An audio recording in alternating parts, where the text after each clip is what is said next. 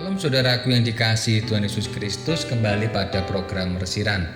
Firman Tuhan pada hari ini akan dibacakan oleh anak Krishna Sekolah Minggu GKJ Petoran.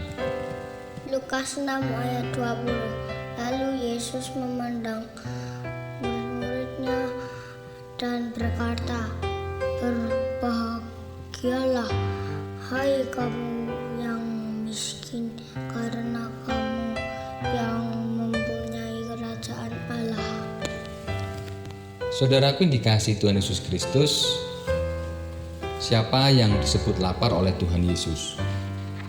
Pastilah orang-orang yang mengikuti Yesus dan mereka yang mendengarkan pengajarannya. Kebanyakan mereka lapar karena keadaan hidup mereka yang miskin. Orang-orang ini tidak memiliki apa-apa yang dapat dimakan. Dan selanjutnya, orang-orang miskin inilah yang disebut sebagai orang-orang yang sedang menangis. Mereka semua menangis karena kemiskinan, oleh sebab situasi sosial yang sedang terjadi. Bahkan orang-orang ini dapat disebut hidup dalam kesengsaraan karena berada di jalan Kristus. Bagi orang-orang ini, Tuhan Yesus dalam kemesiasannya berjanji akan memberikan kelepasan dari semua penderitaan yang mereka alami.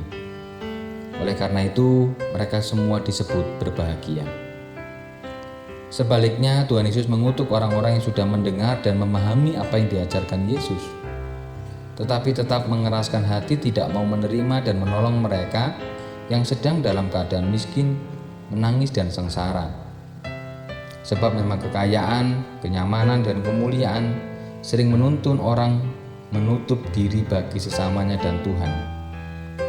Pada waktu itu, kalimat kutuk dari Tuhan Yesus dapat mengenai dan mengingatkan orang-orang Farisi dan ahli Taurat yang tidak mau menerima Tuhan Yesus dan orang-orang yang mengikutnya.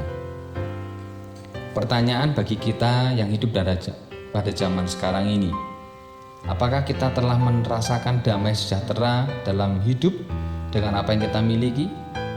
Atau kita masih merasa kurang sehingga mengusahakan itu semua dengan jalan menutupi diri bagi sesama dan Tuhan?